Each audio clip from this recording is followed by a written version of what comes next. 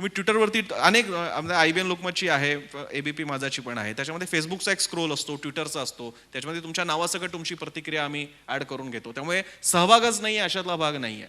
आता याच्यासुद्धा तुम्हाला एक गंमत सांगतो. अनेकदा मी फोन इन कार्यक्रम जेव्हा घेतलेले आहेत ना, आम्हाला एक विचित्र अनुभव आहे. आता फोन इन तर कोणालाही करता येऊ शकतं, कोणीही त्याच्यात सहभागी होऊ शकतं. म्हणजे अपेक्षा अशी की आम्हाला दर कार्यक्रमाला वेगवेगळी नावं समोर आली पाहिजेत. तुम्ही आत्ता कोणत्याही वेबसाईटला ओपन करा न्यूज चॅनलच्या, तुम्हाला कमेंट्स करणारी माणसं 30-30 दिसतात.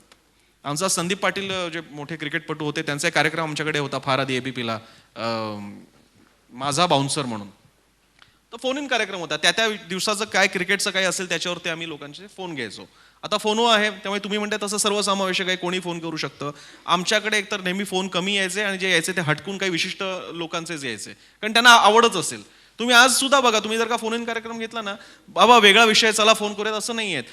इतर आजही चॅनल्सच्या जर का तुम्ही ते स्क्रोल बघितले, मी जे म्हणतोय चर्चांचे, तर ट्विटर फेसबुकवरती तुम्हाला 30-30 नावं दिसतील, कारण त्यांना हौस असते, बाकीचे लोक करतच नाहीत. त्यामुळे हा थोडासा दुहेरी भाग आहे की सर्वसमावेशक का नाही आहेत माध्यमं, आणि माध्यमाची पण मर्यादा आहेत. पेपरच्या बाबतीत सुद्धा तुम्ही बघितलं, सकाळ मटा लोकसत्ता कुठलेही घ्या, तर एक पुणे मुंबई ठाणे नाशिक नागपूरची अशी काही वेगवेगळी तीच अशी काही म्हणतात यार यांची पत्र सारखी सारखी येतात. पुण्यातल्या एक बाई आहेत, त्यांच्या नेहमी अशी तिरपांगड पत्र नेहमी येत असतं. म्हणजे महिलांवरचा अत्याचार असेल तर महिला सुद्धा पुरुषांवर कसा करतात असं त्या बाई पत्र लिहितात आणि ते छापले पण जातात. तर हा असा सगळा प्रकार.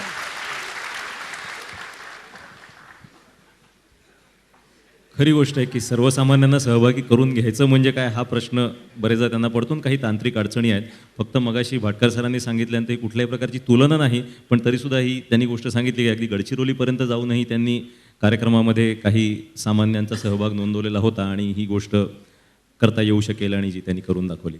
थोडंसं विलास पाटील यांनी जो मुद्दा मांडला होता त्या संदर्भात मी विनोद सरांना विचारतो की येणाऱ्या पिढीमध्ये प्रगल्भता नाही असा एक थोडासा काय म्हणूया थेट सूर त्यांनी सांगितला.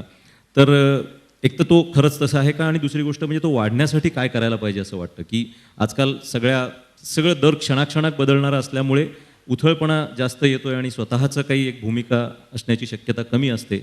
या परिस्थितीत बदल घडणं आवश्यक आहे का? विलास पाटील सरांनी जे सांगितलं त्याच्याशी मी सहमत आहे. फक्त त्याचं थोडं एक्सटेन्शन देतो. मागणी जी आहे आणि पुरवठा जो आहे याच्यामध्ये पूर्वीच्या तुलनेत आता खूपच मोठं अंतर पडायला लागलं आहे. म्हणजे पूर्वी चांगलं सकस लेखन वाचणारा वर्ग आणि लिहिणारा वर्ग, वाचणारा वर्गही फार कमी होता, लिहिणारा वर्गही फारच कमी होता. त्यामुळे वाचणाऱ्या वर्गाला आपल्याकडे खूपच मोठे आणि टॉवरिंग पर्सनॅलिटीज आहेत असं वाटत होतं. आत्ताच्या काळात वाचणारा वर्ग खूप मोठ्या प्रमाणात आहे, किंवा सभोवतालचे प्रश्न समजून घेण्याची, परिस्थिती समजून घेण्याची इच्छा असणारा वर्ग खूप मोठा आहे. त्या तुलनेत तेवढ्या मोठ्या प्रमाणात लेखन आणि वैचारिक क्षेत्रातले लोक पुरेसे पुढे येत नाहीत, हे मात्र खरं आहे. दुसरं कारण असं दिसतं की अलीकडच्या 20-25 वर्षात व्यावसायिक कोर्सेसला, इंजिनिअरिंग, मेडिसिन आणि तत्सम अन्य सर्व, इकडे क्रीम क्लास जो काही विद्यार्थ्यांच्यामधून येतो तो क्रीम क्लास बराचसा तिकडे जातो. त्यामुळे ही समाज माध्यमं किंवा आर्ट्स फॅकल्टीज इकडे येण्याचं प्रमाण खूप कमी झालं आहे. दुसरा भाग असा आहे की प्रादेशिक स्तरावर कदाचित ही परिस्थिती आहे, राष्ट्रीय स्तरावर मात्र असं नाही आहे. राष्ट्रीय स्तरावर किंवा इंग्रजीमध्ये बऱ्यापैकी टॅलेंट त्यांना मिळतं असं दिसतं. मोठा कॅनव्हास असतो, आर्थिक गणितं फार सोयीची असतात. मराठीमध्ये जोपर्यंत आर्थिक गणित तुम्ही नीट सुधारत नाही तोपर्यंत कदाचित हा क्रीम क्लास आपल्याकडे वळणार नाही असं दिसतं. त्यामुळे जे आमच्याकडे येतात ते खरोखरच त्या तुलनेत फारच ॲव्हरेज असतात, बिलो ॲव्हरेज असतात असं मला दिसतं. मी साधनेमध्ये अधूनमधून फेलोशिप जाहीर करतो. आत्ता अलीकडे, पूर्वी आम्ही 1-1 लाखाच्या 4 फेलोशिप्स दिल्या. ते म्हणाले तसे आम्ही जाहिरात केली वर्तमानपत्रातून. जे काही 20-25 लोक आले त्याच्यातून बळेच कसे तरी 3-4 लोक निवडले आणि त्यातली एकाचीही फेलोशिप नीट मार्गी लागली नाही. आत्ता अलीकडे मी एक 10-10 हजार रुपयाचे 2-4 फेलोशिप्स जाहीर केल्या की तुम्ही काही नाही करायचं, तरुणांनी फक्त एक कोणताही विषय निवडायचा आमच्याशी चर्चा करून आणि त्याच्यावर एक लेख लिहायचा. एक तुम्हाला फिरण्यासाठी, प्रवास करण्यासाठी काही खर्च होईल, एक 2-4 हजार, 4-5 हजार तुम्हाला त्या एका लेखाचं मानधन. पण तुम्हाला आश्चर्य वाटेल, माझ्याकडे आत्तापर्यंत 2च लोकांचे फोन आले आणि त्यातले दोघेही अबव 50, अबव 60 असे होते. मी त्यात स्पेशली लिहिलं आहे की तरुणांच्यासाठी म्हणून, किंवा मला सर्वात जास्त म्हणजे मी असं म्हणेल की ती सोय असेल कदाचित पुण्यात असण्याची, आमचं कार्यालय मध्यवर्ती असण्याची, साधना थोडंसं सामाजिक, राजकीय, सांस्कृतिक सर्व क्षेत्राशी जोडलेले असण्याची, प्लस माझ्याकडे वेळ देण्याची असलेली संधी. त्यामुळे सर्वात जास्त तरुण कदाचित मला भेटत असावेत आणि वेगवेगळ्या क्षेत्रातले, विशेषतः विद्यापीठातले, सगळ्या ब्रँचेसचे, पत्रकारितेतले आणि UPSC MPSC करणारे. पण तरीही पहिल्याच अटीवर ते बहुतेक वेळा म्हणजे काही लेखन करायचं असेल तर फेल जातात. म्हणजे यांचं किमान वाचन हेच मला दिसत नाही. पुढचे स्किल्स हा नंतरचा भाग झाला की ते आपण कदाचित डेव्हलप करू शकू, त्यांचा दृष्टिकोन हा आणखी पुढचा भाग झाला.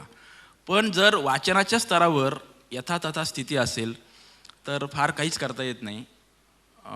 अशी कोंडी मला वाटतं की सगळ्याच माध्यमांची कमी अधिक फरकाने झालेली आहे.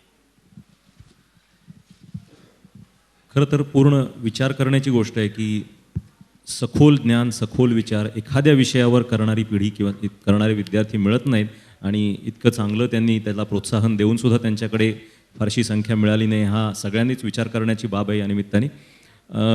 थोडंसं विषयांतर करतो आणि भाटकर सरांना प्रश्न विचारतो की पेड न्यूज हा विषय बरेचदा चर्चेत असतो, काय सांगाल याच्याबद्दल?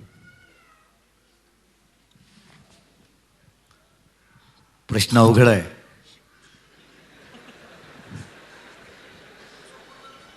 ही चर्चा सोपी ठेवायची नाही असाच बहुधा मी पण उचललेलं दिसतोय.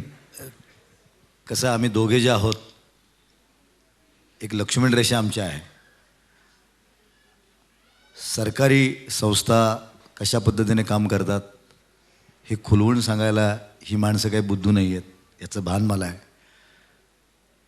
पण मी अत्यंत सावधपणे एवढंच सांगेन या प्रश्नाचं उत्तर देताना, त्याचं समर्थन तर मी बिलकुल करणार नाही, कुणीच करणार नाही, इथं बसलेलं कुणीच व्यासपीठ त्याचं करणार नाही. पण मला असं वाटतं की कोणाला काय हवं आहे याचा रेटा जास्त आहे. म्हणजे जसं सरांनी सांगितलं की मागणी पुरवठा, तसं कोणाला काय हवं आहे म्हणजे ह्या गोष्टीच्या जो संदर्भ आला पेड न्यूजचा तो निवडणुकीच्या काळात येतो. आणि मग त्यावेळेला ज्यांना निवडणूक लढवायची आहे, ज्यांना निवडणूक लढवताना हमखास यश मिळवायचं आहे, ते ज्या पद्धतीनं त्या संस्थांना कशा पद्धतीने अप्रोच करत असतील माहीत नाही. पण मला वाटतं की काही गोष्टी या समाजातल्या आहेत, ही कोणाला एका घटकाला जबाबदार धरून चालणार नाही.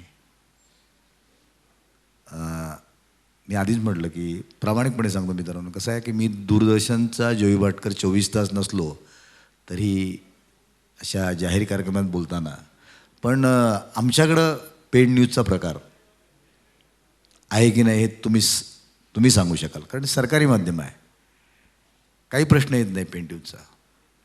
आणि जर आला तर त्याला क्षम्यता नाही.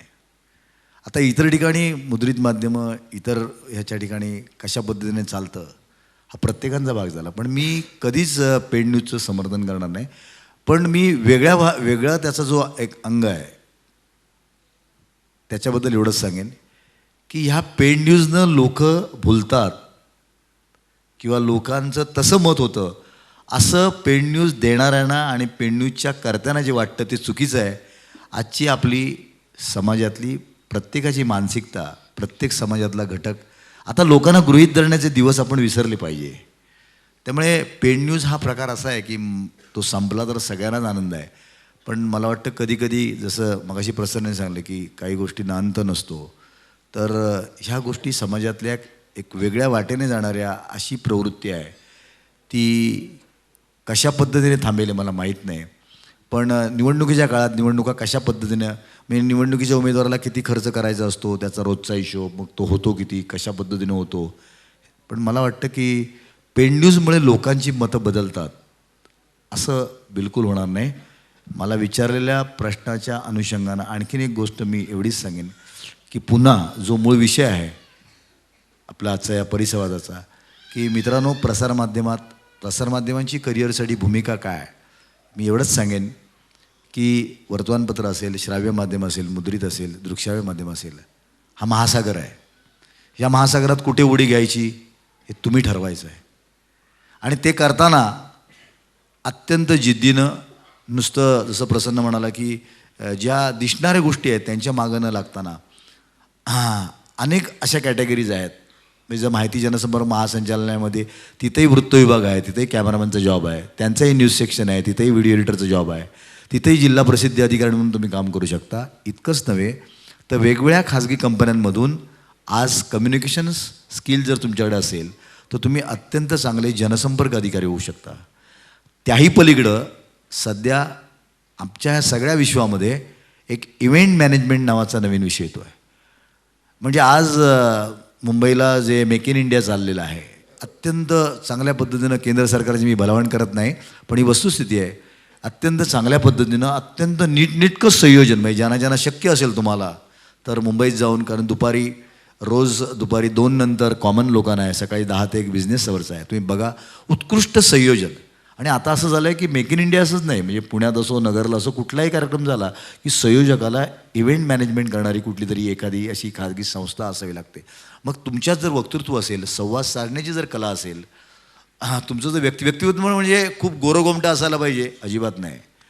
स्मिता पाटील कशा होत्यात हे प्रसन्न पण तुम्हाला सांगेल, पण तिचं एकदा स्क्रीनवर आल्यानंतर ज्या पद्धतीनं स्मिता बोलायची, स्मिता पाटील ही न्यूज रीडर होती, सेंट झेवियरची विद्यार्थिनी.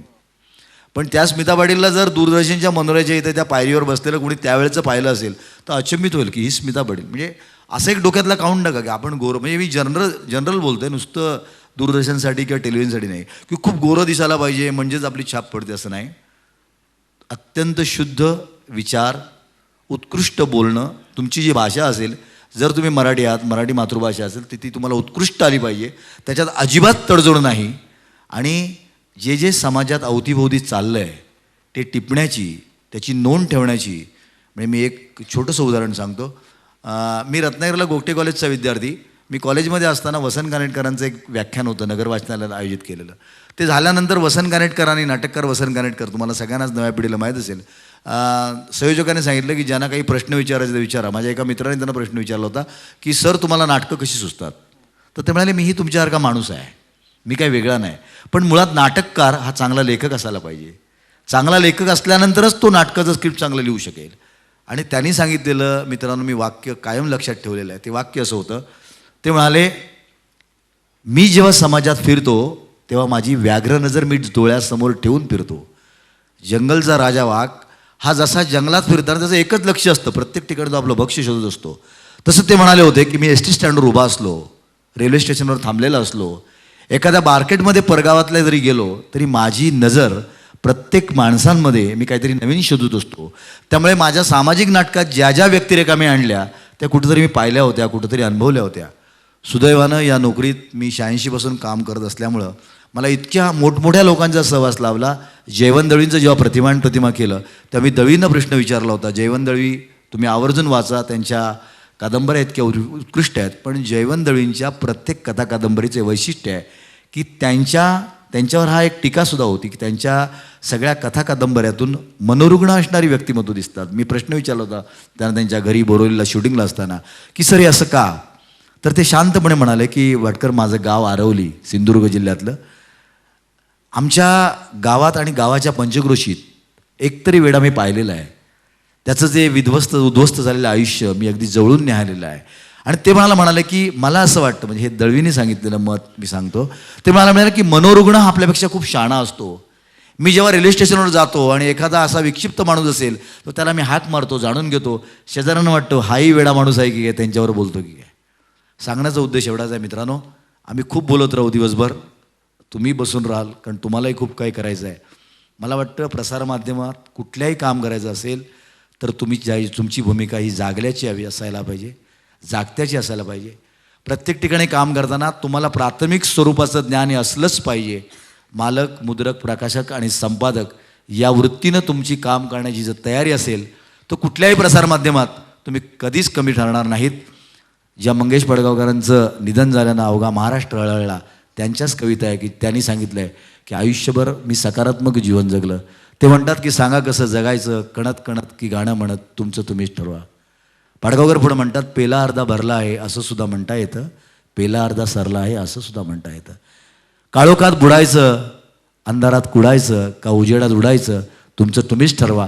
फक्त एकच, प्रसारमाध्यम हे एक भलं मोठं महासागर आहे आणि या महासागरात तुम्ही एखाद्या शिपचे कप्तान असाल, अशा पद्धतीनं तुमचं भविष्यातलं करिअर हो अशी शुभेच्छा मी देतो. आणि ज्या आनंद पाटलांमुळे ही एक नवी चळवळ उभी राहिली आहे, तर संपूर्ण आनंद पाटलांच्या स्टडी सर्कलला मी विनम्र अभिवादन करतो आणि माझे विचार ते थांबवतो.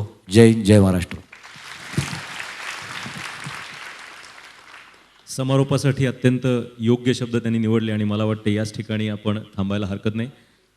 हां, मला खरं तो एक प्रश्न विचारायचाही होता, पण मला भाटकर सरांच्या इतक्या चांगल्या निवेदनातनं किंवा त्यांनी सांगितलेल्या कवितांच्या ओळीनंतर हा काही पुढे अजून वाढवावा असं खरं वाटत नव्हतं. पण ठीक आहे, जो प्रश्न विचारायचा तोही आणि तुम्हाला जे सांगायचं तेही सांगा. माझा प्रश्न असा होता की या चौकस नजरेतून किंवा शोधक बुद्धीतून बघत असताना आपण शासकीय भावी अधिकाऱ्यांच्या समोर बसलेलो आहोत, तर असे काही उदाहरण किंवा असं एखादं उदाहरण आहे की एखादं चांगलं शासकीय काम झालेलं दिसलं आणि असा एखादा शासकीय अधिकारी? नाही, मी नेहमीच बोलतो. समोरच्याला बोलू देण्याची कला दोघांमध्येही आहे. नाही, मला त्या बाबतीत मग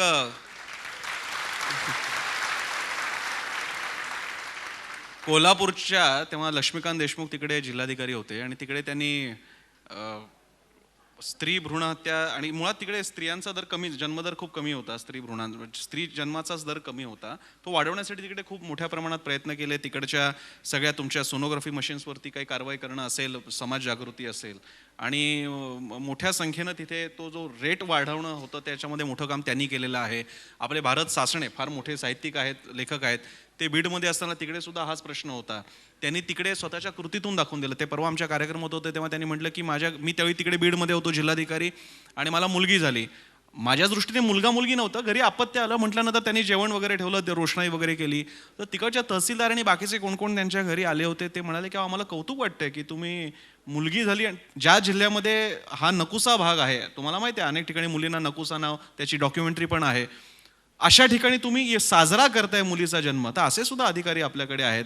लक्ष्मीकांत देशमुख, सासणे असतील, आपल्या खूप आहेत अधिकारी. प्रत्येक अधिकाऱ्याची स्वतःची, आता काही अधिकारी बऱ्यापैकी लिहायला लागलेत. अजित जोशीचा मधल्या काळात कॉलम होता, बखर प्रशासनाची सुद्धा लक्ष्मीकांत देशमुखांनी लिहिलेलं. सगळ्यांनी लिहिलं पाहिजे. म्हणजे एक फक्त छोटासा मुद्दा, प्रत्येकाने आपली डायरी जर का मेंटेन केली तर भावी प्रशासकांसाठी फार मोठा संदर्भ ग्रंथ उपलब्ध होईल. मराठी प्रशासक लिहित आहेत, त्या दृष्टीने ते महत्त्वाचं आहे. ज्ञानेश्वर मुळे पण आहेत, बरोबर आहे. आणि तुमचं म्हणजे तुम्ही संपूर्ण असाल तर फक्त माझा एक मुद्दा छोटासा राहिला आहे. मगाचपासून अगदी कार्यक्रमाच्या सुरुवातीपासून आणि अनेक आपल्या वक्त्यांनी आज 14 फेब्रुवारी आहे त्याचं सगळं कौतुक वगैरे केलेलं आहे. तर तुमचा आज दिवस साजरा करालच, पण ज्या करिअरच्या बाबतीत, प्रशासनाच्या बाबतीत तुम्हाला पुढे जायचं आहे, त्यासाठी एकच तारीख आयुष्यभर लक्षात ठेवा, ती म्हणजे 19 फेब्रुवारी जी पुढे येणार आहे. कारण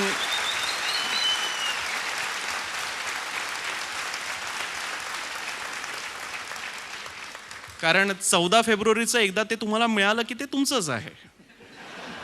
पण नंतर जर का करिअर करायचं असेल, स्वतःकडे काहीच नसताना इतकं मोठं आयुष्य जर का उभं करायचं असेल, गोष्टी मिळवायच्या असतील, नियोजन करायचं असेल, तर जगातल्या सर्वोत्तम प्रशासकांपैकी एक असे आपले शिवछत्रपती महाराज, त्यांची जन्मतारीख लक्षात ठेवा.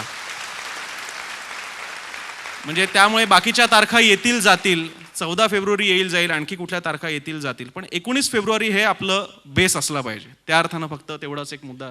मगासपासून कौतुक चाललं होतं 14 फेब्रुवारीचं म्हणून त्याच्यावर. जय महाराष्ट्र. विश्राम. एक मिनिट. सरकारी अधिकारी मी मुद्दा म्हणून सांगतो, तुमच्यातले अनेक शासकीय अधिकारी झाले, कोणी जिल्हाधिकारी झालं, पोलीस अधीक्षक झालं, आमच्याशी संपर्क केला तर आम्ही अभिमानाने तुम्हाला भेटायला येऊ. उमेशचंद्र सरंगी जे महाराष्ट्राचे ॲडिशनल चीफ सेक्रेटरी होम म्हणून रिटायर झालेत, त्यांचा मला आलेला अनुभव, म्हणजे अनेक माणसं आहेत, मी तो सांगण्यासारखं नाही. 91, 92, 93ला जो सिंहस्थ कुंभमेळा झाला, इतकी काही माध्यमं नव्हती तेव्हा. साहेब नाशिकला कलेक्टर होते आणि कशा पद्धतीनं प्रशासकीय अधिकाऱ्यांना, जिल्हाधिकाऱ्यांना काम करावं, इथं बर्फ ठेवून इतके मुद्दे की त्र्यंबकेश्वरला नागा साधू आपल्याला सर्वांनाच माहिती आहे कशा पद्धतीने त्यांचा अप्रोच वगैरे असतो. पण मी तिथं बघितलं त्या सगळ्या कालखंडामध्ये की सरंगी साहेब आले की साधूजी जय करून साहेबजी करून राहायचे. मला हे विलक्षण वाटत होतं सगळंजण. आणि प्रशासनामध्ये निर्णय किती गतिमान घ्यायचा, मीटिंग किती कमीत कमी घ्यायचं याचं सरंगी साहेबांचं मुद्दामून एक उदाहरण सांगतो की सिंहस्थ कुंभमेळ्याचा, मी 92-93चा शेवटची आढावा बैठक होती आम्ही सगळे त्यांच्या त्या जिल्हाधिकाऱ्यांच्या केबिनमध्ये बसलो होतो. बाबूराव अग्रवाल नावाचे त्यांचे स्टेनो होते आणि सगळेजण सरांची वाट बघत होते. आणि ही पद्धत आहे की कुठलेही सिनियर ऑफिसर आला की सगळेजण उठून उभे राहतात आणि सर आले. तुम्हाला आश्चर्य वाटेल, इथे प्रशासनातले काही अधिकारी माझ्या माहितीप्रमाणे, मी बॉडी लँग्वेजवर मला वाटतं उपस्थित असतील, जे सरंगी नाही ओळखत असतील. सरंगी साहेबांनी 11 मिनिटामध्ये ती कुंभमेळ्याची मीटिंग संपवली. त्यांनी आल्यानंतर मित्रांनी एवढंच सांगितलं की मागच्या मीटिंगमध्ये ज्या विभागांची कामं टार्गेटने ठरवली होती ती डेडलाईन आज होती. ज्या विभागाची कामं आजच्या डेडलाईनला झालेली नाहीत त्यांनी फक्त मला इंडिकेशन्स करा. 7 ते 8 डिपार्टमेंटच्या लोकांनी हात वरती केले. मग त्यांनी त्यांना विचारलं की तुम्हाला अजून कुणी एक्स खात्याचं होतं, कोणी वाय खात्याचं होतं, तुम्हाला अजून किती वेळ पाहिजे. एकाने सांगितलं आम्हाला 2 दिवस, ते म्हणाले 3 दिवस घ्या. दुसऱ्याने सांगितलं 4 दिवस. आणि सर एवढंच म्हणाले की पुढच्या मीटिंगला काम 100% ओके झालं आहे म्हणून मला रिपोर्ट करायचा आणि मी स्वतः पाहणार आहे. 11 मिनिटामध्ये माझ्या आयुष्यात तो माझा पहिला अनुभव होता, कारण मीही नुकताच UPSCकडनं सिलेक्ट होऊन पुढे सुरू. मी अशी विलक्षण माणसं बघितली. निर्णय कसा घ्यायचा.